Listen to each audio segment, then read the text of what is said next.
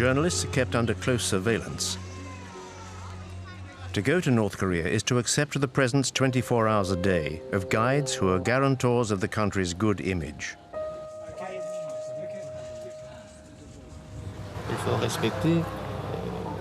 The law must be respected. We do not allow French journalists to go out alone. Our country, North Korea, does not like the French. Why? Because they took part in anti-North Korean operations. There never were any French operations against North Korea.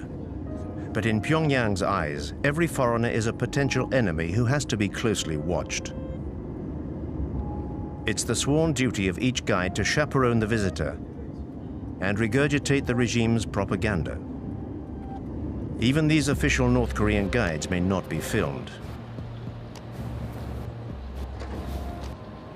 During our stay, we will be confined to our Pyongyang hotel, with absolutely no chance of being allowed to go out into the city unaccompanied.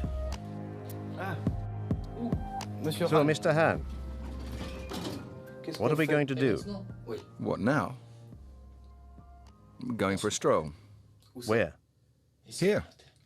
In the hotel? Yes, in the hotel. Maybe we could go into town. No.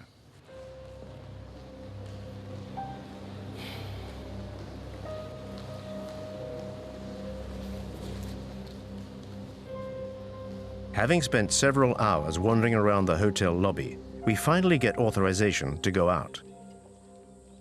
Any trip is pre-programmed and serves the objectives of the propaganda machine. The house where the founder of the nation was born reminds foreigners of President Kim Il-sung's heroic deeds and helps to affirm the family's legend.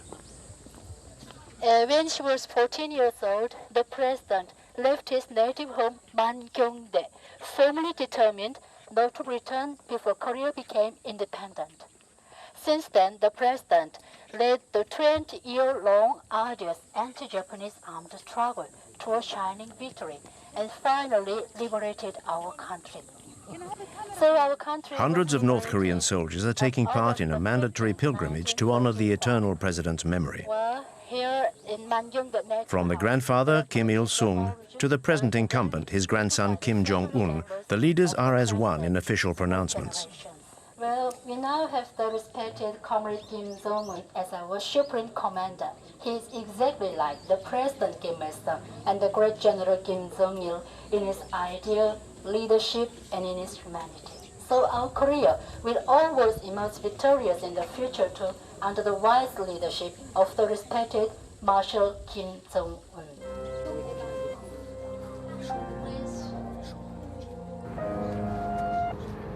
We've been given authorization to visit Pyongyang to film the capital's latest infrastructures. The authorities are keen to airbrush the image usually associated with this country: a totalitarian regime, a family dynasty, and brutal repression. This shiny, brand new hospital is exactly the sort of publicity the regime wants. On the 3rd of November last year, Marshal Kim Jong-un visited our hospital. He was very happy. He said he felt like he was walking into a palace. Look at that chandelier up there. That is our emblem. It represents a woman's bust. This is the room which our glorious leader, Kim Jong-un, visited on the 3rd of November. Come in.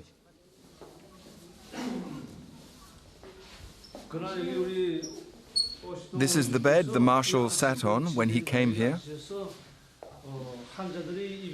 He asked how long the patients stay here. And Marshal Kim Jong-un sent us this 42-inch television the day after his visit. So you sleep here, is that right? You're a patient here? Yes. Do you speak French? A little. What a stroke of luck. The first patient we meet and she speaks French. How much longer are you going to be staying here? A week should be enough, I think. Wearing her hospital clothes, this patient is giving the performance of her life in this well-directed play.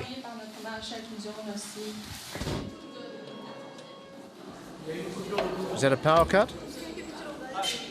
But reality soon kicks in again. Do you often have power cuts? No, very rarely.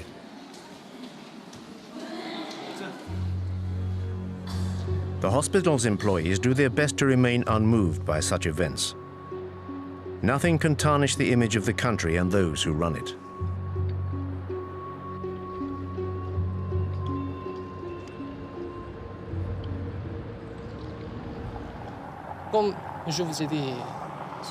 As I said to you this morning, our country is at loggerheads with the USA, Japan, and South Korea. So we need a strong military, many soldiers to defend the fatherland. There is always tension in the Korean peninsula.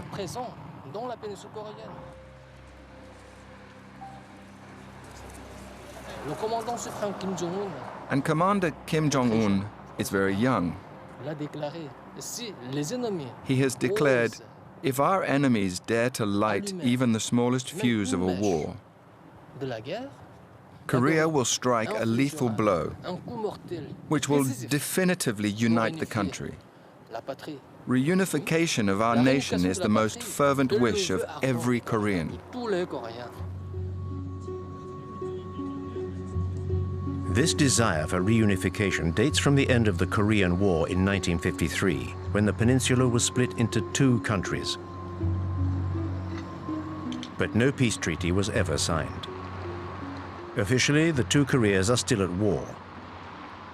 North Korea was subsequently run by Kim Il-sung until 1994, and then by his son, General Kim Jong-il, who died on the 17th of December, 2011.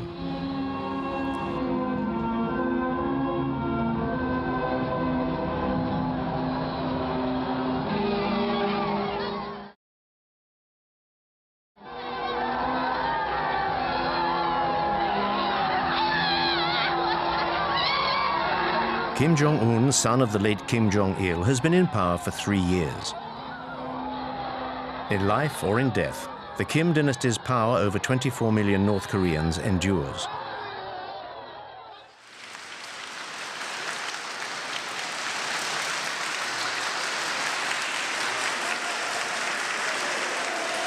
The Kim family is the first communist dynasty in history.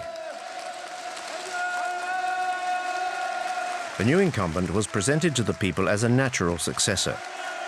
Barely 30 years old, Kim Jong-un was quickly awarded the titles of Supreme Commander and then Marshal, and set about consolidating his power. Kim Jong-un's accession to power gave birth to a new hope in the hearts of the North Korean people.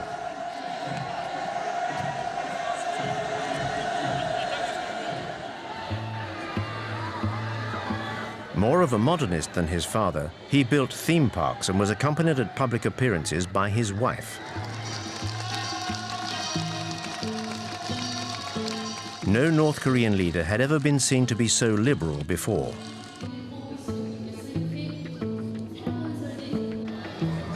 Kim Jong-un cultivated his image right down to his posture, which was designed to be reminiscent of his grandfather's.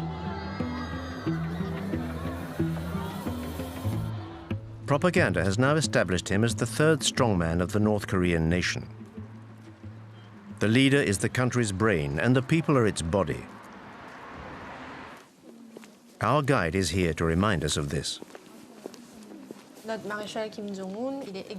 Marshal Kim Jong-un is exactly like General Kim Jong-il in his human virtues, his political leadership, and his philosophy. Therefore, everybody respects and idolizes him. The guide's rhetoric is always the same. Under Kim Jong-un, devotion to the leaders remains almost religious. Like all transient foreigners, we are constrained by the regime's demands.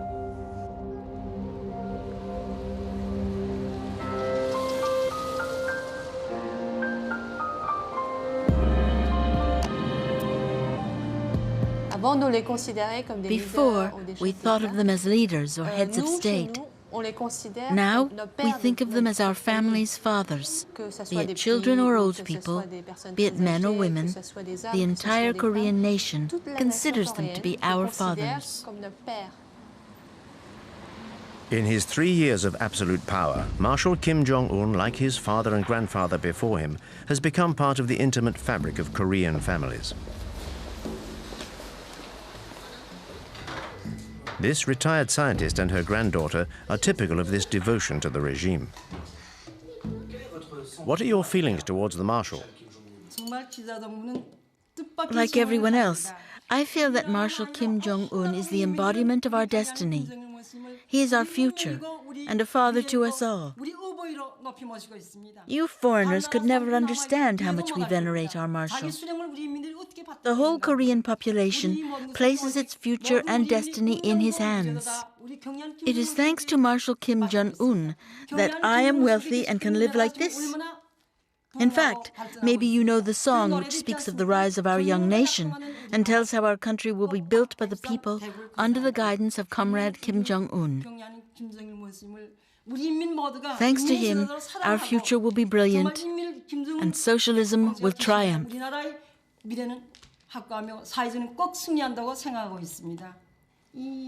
How about a song?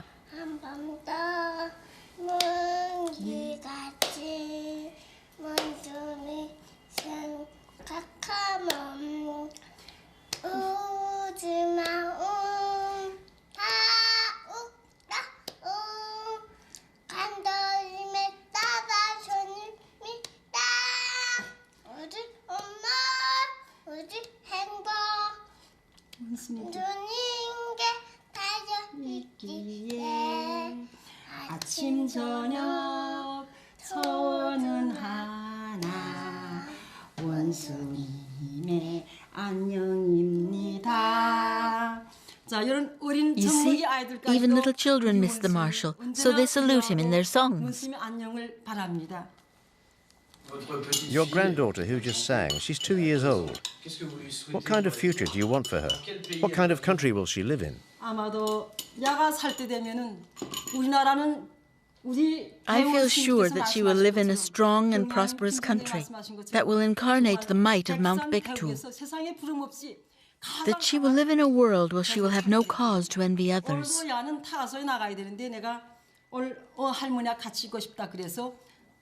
She already goes to a good nursery and will go to the free high school and university.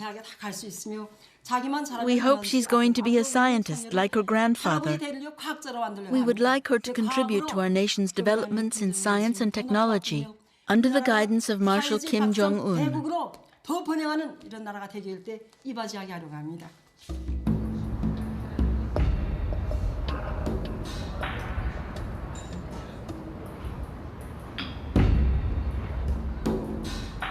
Under Kim Jong-un, the nation's future elite is being coached in Pyongyang's model schools. Here, the children of families close to the nucleus of power will one day become musical virtuosi. We teach the children piano, but out of 30 pupils, only a few will be selected for the National Academy of Music. Some will become pianists, and others will just become composers or singers.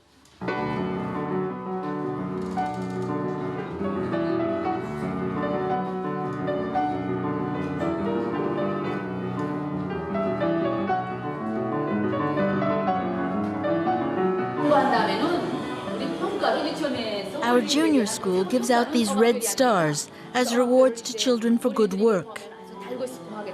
And when they see these stars, it also makes them want to join the army.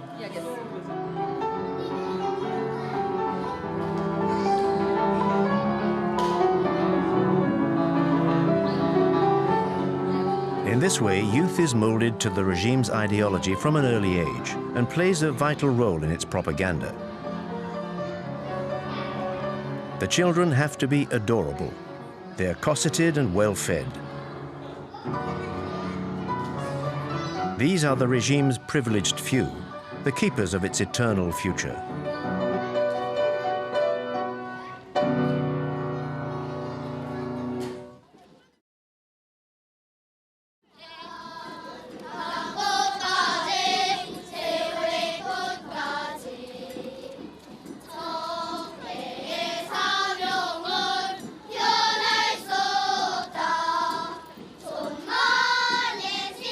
From infant school through to university, devotion to the leader seems unfailing.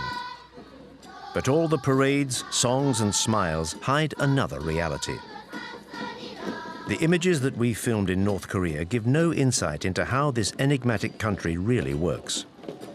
Only North Korean refugees who have fled their homeland can genuinely shed light on the country's everyday life.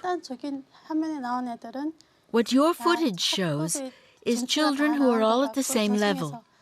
The ones who lead the parades on the streets of Pyongyang are psychologically groomed throughout their time at school, and usually they have access to better facilities, owing to their parents' position, because it's a privilege to lead parades like this through the streets of the capital.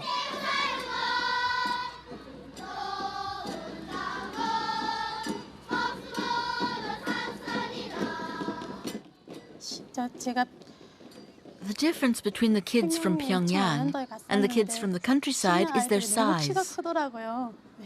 The children from the capital are much bigger than the country kids of the same age. This is due to lack of protein in their diet.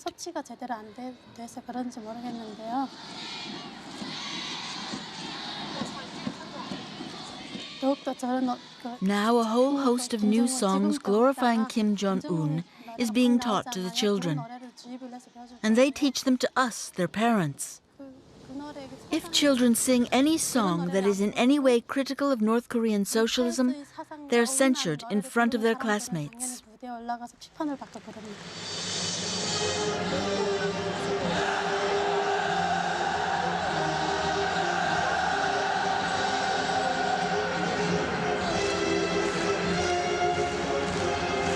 This indoctrination of youth is an absolute priority.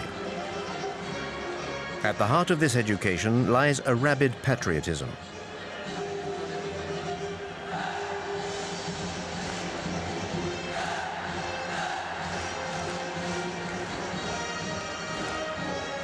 These children are the future of North Korea and have to be ready to defend their nation.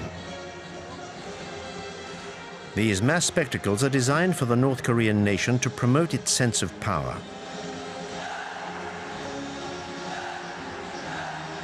These 20,000 young participants are all members of families fiercely loyal to the regime.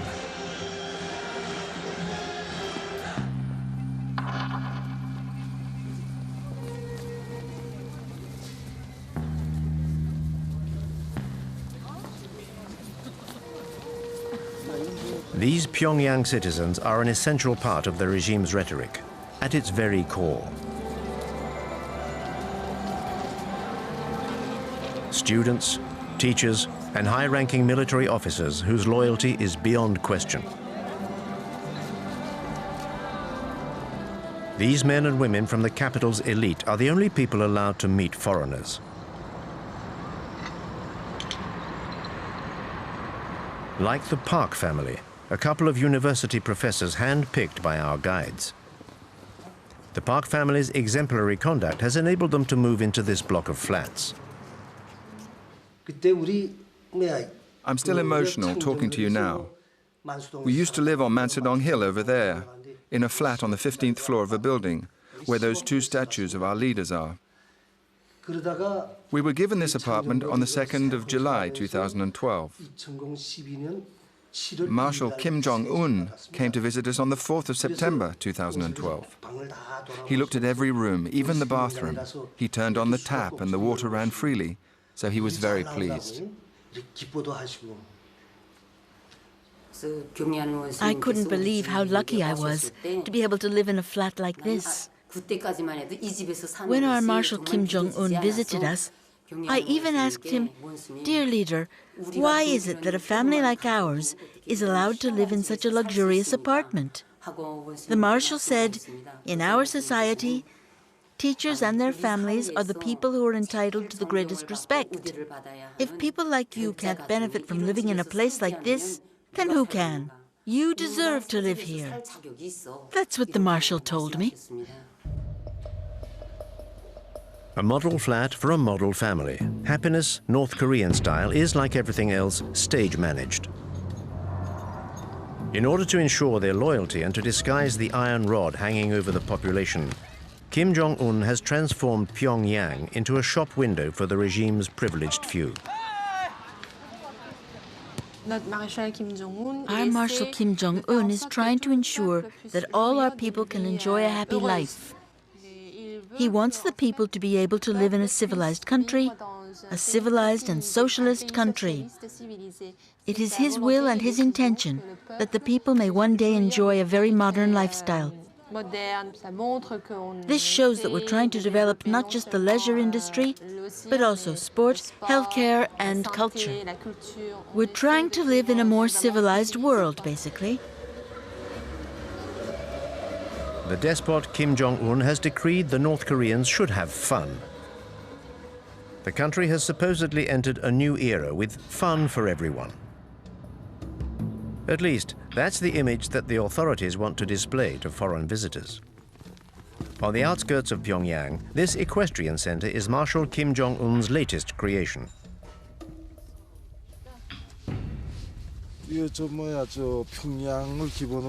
This equestrian center is for the benefit of everybody: workers, employees, old people, and even small children. Nothing is left to chance. There's no room for improvisation. I'm on my way. They want to see the merry-go-round. Get everything ready quickly and let the others know. We're on our way.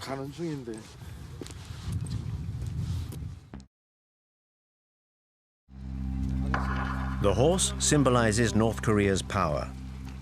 If you believe what the North Koreans say, the Kim family comes from a long line of horsemen. The legend surrounding the supreme leader continues. Between 1990 and today, Marshal Kim Jong-un got on a horse 300 times, advised and coached by General Kim Jong-il. He worked very hard at it. In order to become a great horseman, he studied and read many books which enabled him to master every aspect of horse riding. That's why he's such an expert now. The myth surrounding Kim Jong-un borders on the grotesque. Indoctrination seeps into every aspect of life. Our presence here serves to export this ultra-propaganda across the country's borders.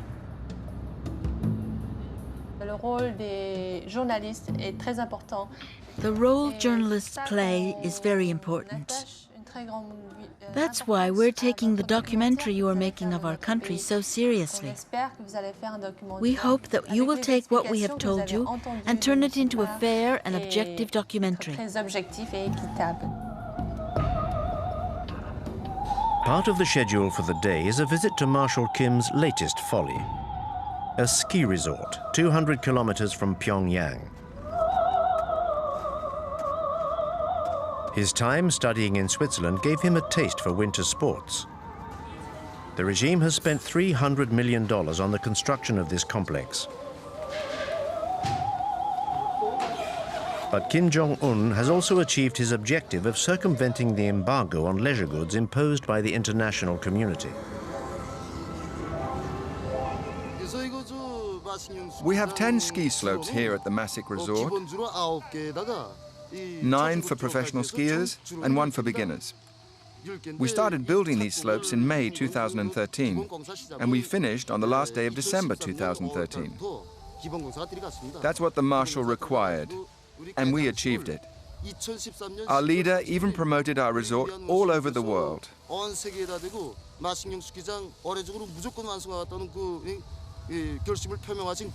Skiing is part of our country's culture. And so Kim Jong-un wanted this resort built to develop our civilization.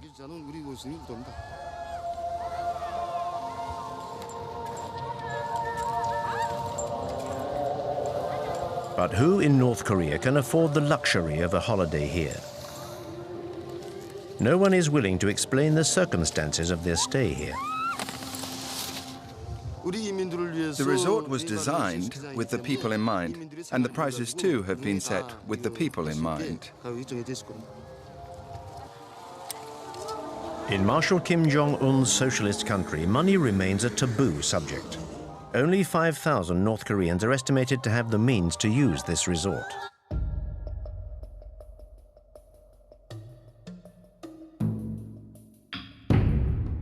In the opinion of this North Korean refugee, these new facilities are unacceptable. 중요한 건 아니고요. 거기 뭐 불필요하게 국민들이 먹고 살기도 It's all 힘든데 so ridiculous. 그 건설해봤자 People are starving to death, and these facilities are only for rich people from Pyongyang and no good to anyone else. 갈 생각도 안 하고요. The reality is that people in North Korea are suffering.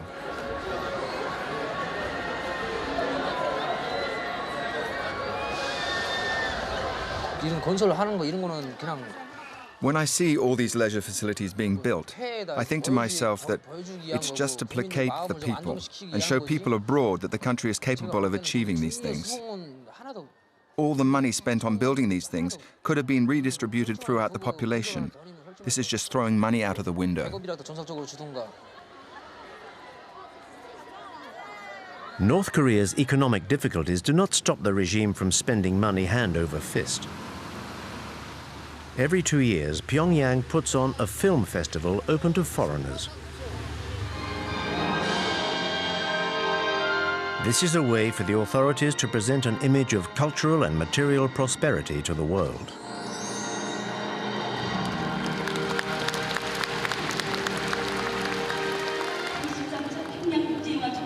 We declare the 13th Pyongyang International Film Festival open. The films and cartoons shown all follow the party line, of course. This amenability towards the world outside North Korea is limited, and tributes to the leader are never far away. This event is all the more important because it only takes place thanks to the interest and the love that Marshal Kim Jong-un has for the cinema. You're about to watch films which are completely innovative in both form and content.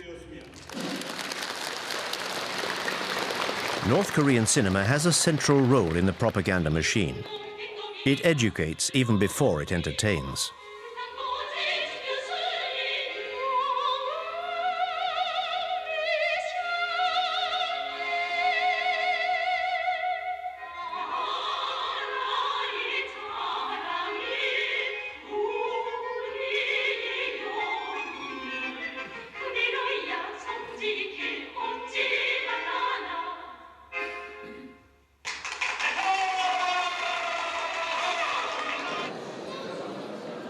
The film festival also allows the regime to present itself in a good light, a message relentlessly driven home by the Ministry of Culture.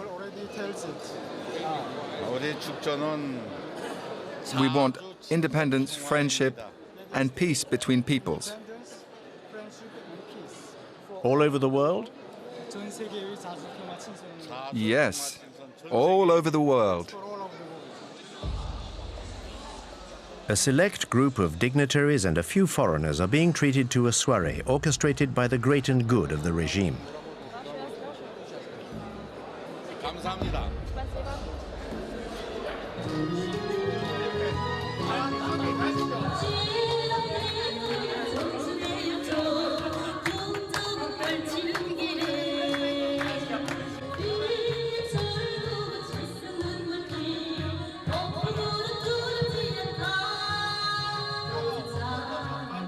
But behind this facade of a smiling, prosperous North Korea, the regime maintains control over every citizen's life.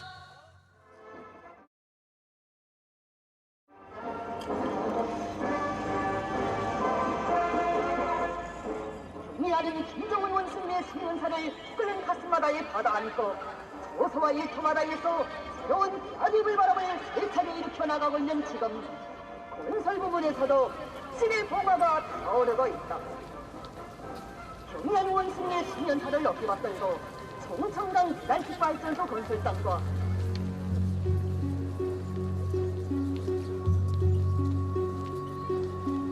In this country of supreme leaders, even the smallest event is an opportunity to pay tribute to the leadership. Under North Korea's totalitarian system, there is no other choice.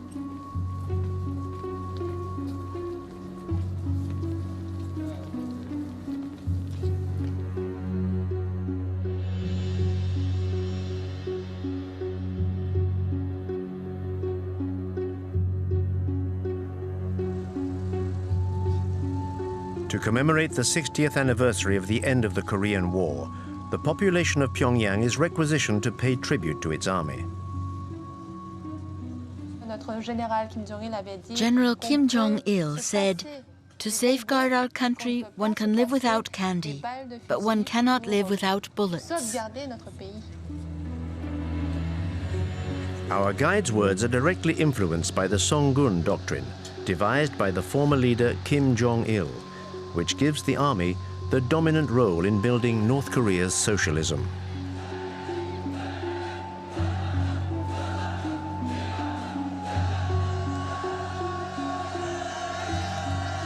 Like his father, Kim Jong-un perpetuates the tradition of large public parades.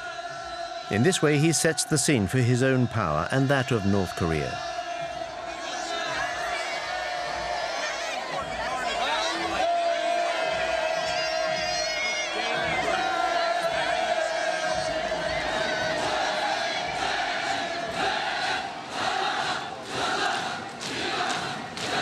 The army is the keystone of the regime, with 1 million North Koreans enlisted and a third of the population reservists.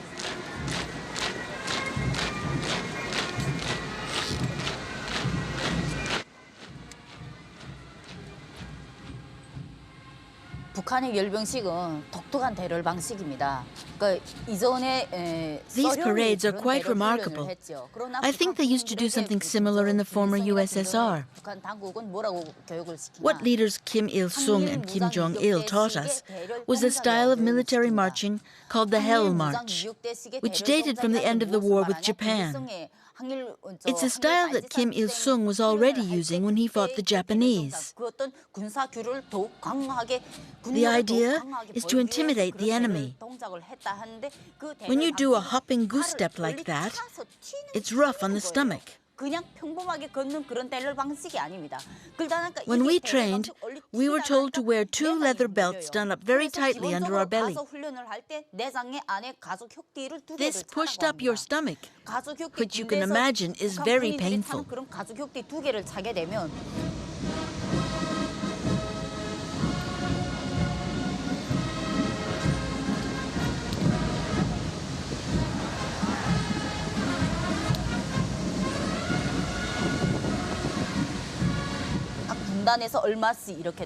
I took part in training for these parades while I was a student at military college. But a few days before the parade, I contracted paralysis in my legs because of the hopping. So I was unable to take part and had to go back to college. The training is extremely hard. It felt like being a prisoner in a labor camp. And in North Korea, not to be able to take part in the parades is very shameful.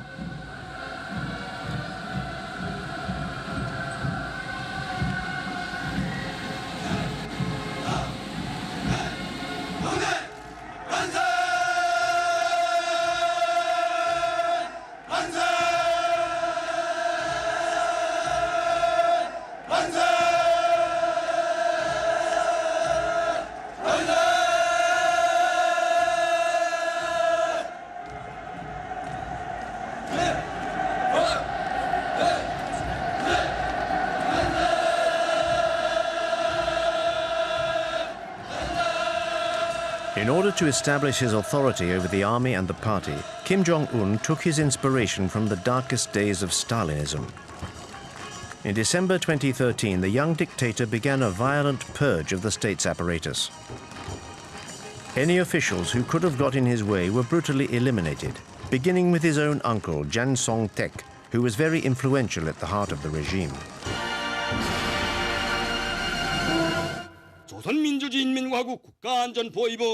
The Special Military Tribunal of the Ministry of State Security of the Republic of Korea has found the accused, Jang Song-taek, guilty of acts of subversion against the state. His goal was to overthrow the power of the proletariat by aligning himself with our ideological enemies. This crime carries the severest penalty under Article 60 of our Penal Code. This upstart, this traitor to the revolution, is condemned to death. The decision is to be implemented with immediate effect. Jiang Song-tek was shot, according to the party line, for fomenting a coup d'etat. He was said to be overly immersed in commercial activities with China. Any hope of the regime relaxing its approach was definitively snuffed out. Kim Jong-un has asserted himself as a warlord. His frequently bellicose directives are followed to the letter by North Korea's soldiers. After the Kim Jong-un regime took power, training became more and more intense. He was determined to crush South Korea by force. He was very insistent on the weapons we had to use and ordered us to use all our ammunition on every training drill. I remember the directives changing when he took over. We had to go up into the mountains more and more often for training sessions, 2 or 3 times a week. And everything changed from a military equipment point of view. We got new and better munitions, like armor-piercing bullets. I think Kim Jong-un wants to prove to Koreans that he is capable of preparing the country for a war against South Korea.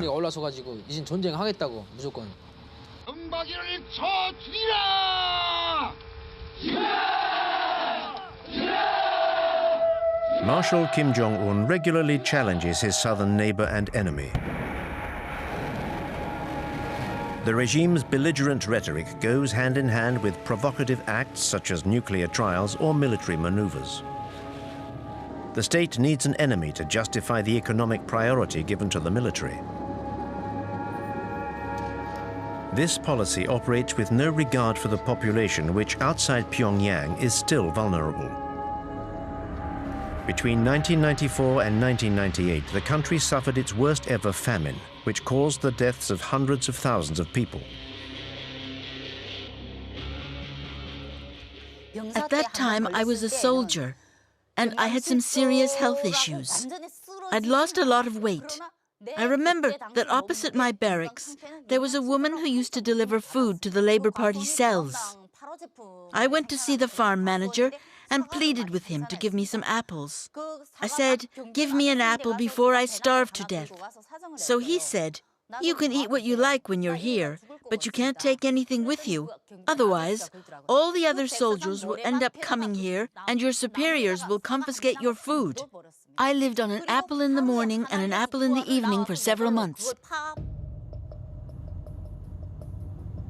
Nowadays, there are no great famines, but lack of food is still the main thorn in the regime's side. A third of the country's population suffers from malnutrition and is dependent on a public food distribution system.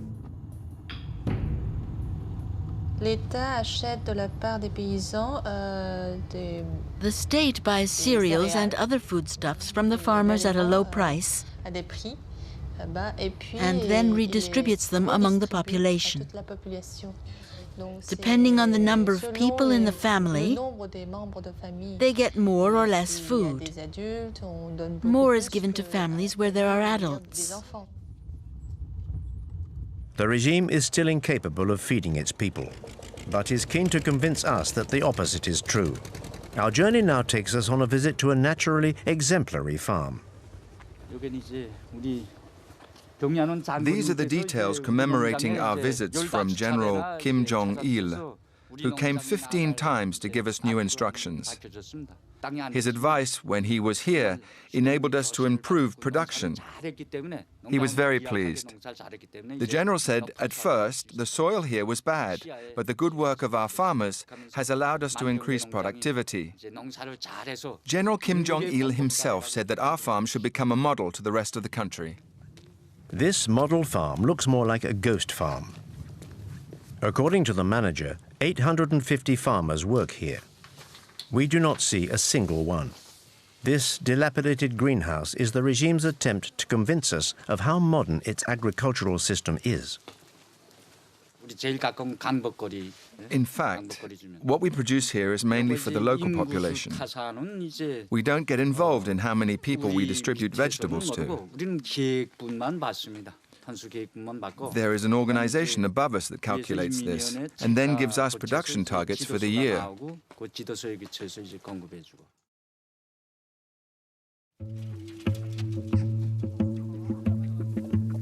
But the targets set by the authorities are unattainable.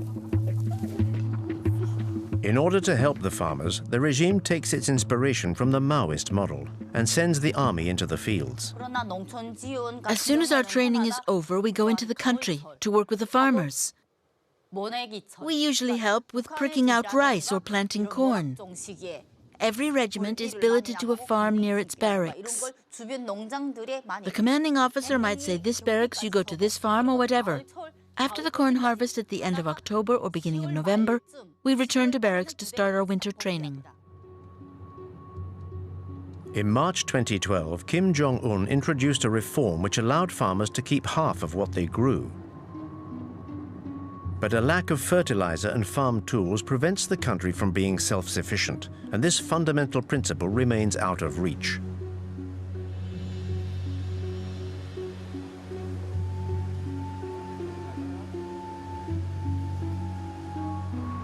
The regime seems to continue supporting a systematic economic path. But today, it no longer has any choice but to tolerate private commercial ventures.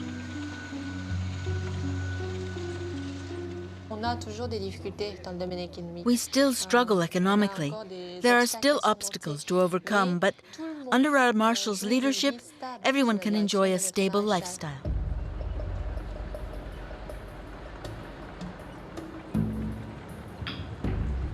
The regime has succeeded in maintaining this stability by cutting off its population from the outside world. Only a handful of North Koreans managed to get around this isolation via the black market. There are smugglers who regularly cross the Tumen River on the Chinese border and bring back contraband. I went into business with a bunch of friends, and I remember everyone copying and burning South Korean DVDs brought in from China, and then selling them in the markets. In North Korea, buying DVDs like this is expressly forbidden and goes against the regime and the law. It is actually dangerous to even own them. But there are fewer controls in the evening, so people get together around 10 or 11 and stay up until dawn, watching recordings of popular TV series. I remember a very popular South Korean series which showed a casino in a capitalist country. You saw money changing hands, which we'd never seen before. Because all you see on North Korean television is documentaries about Kim Il-sung and Kim Jong-il. And it's still the same today. But in those South Korean series, I saw apartments and wardrobes full of clothes and shoes. The North Korean regime keeps on telling us that South Koreans are very poor. But the people in those series were really fashionably dressed, and I loved it.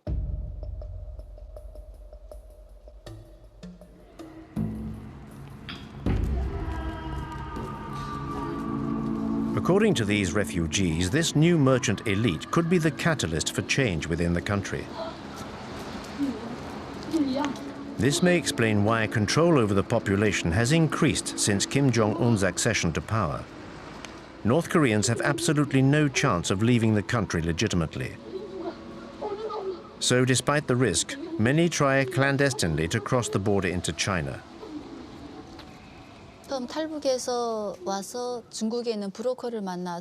The first time I fled North Korea, I met a middleman when I arrived in China and was sold to a Chinese farmer. When you're on Chinese soil, you're considered an illegal immigrant and not a refugee. I ended up getting caught, and the Chinese authorities sent me back to North Korea. I was sent to a labor camp for a year. I was beaten for 3 days. The first few days are meant to frighten you and make you confess your crimes. Once you've confessed, you're sent to a labor camp or to prison. When they were torturing me, they prevented me from sleeping, and they hit me here, in the eye. When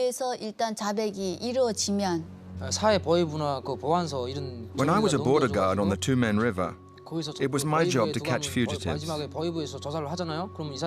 We were posted along the Chinese border in groups of 3. When we caught a fugitive, we took them to our guard post, where we recorded the time and date at which we'd captured them. Then the fugitive was interrogated by our boss and transferred to the Department of Security. If the prisoner was starving, we could be lenient. Otherwise, they were sent straight to prison or the labor camp. All I did was hand them over to my superiors. We were rewarded for each fugitive we caught.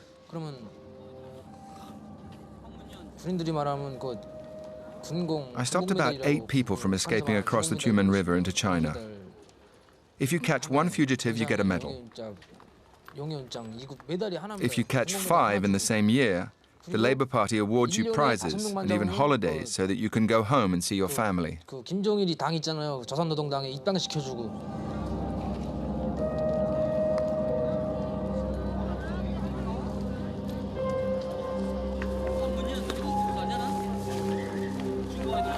살아갈 길이 너무도 막연했어요.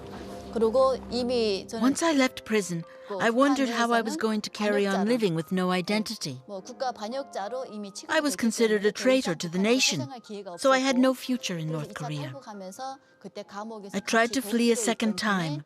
I had obtained contact details for a people trafficker while I was in prison. Thanks to him, I managed to cross the Tumen River between China and North Korea. With the fake passport he made me, I got on a boat to South Korea the following day.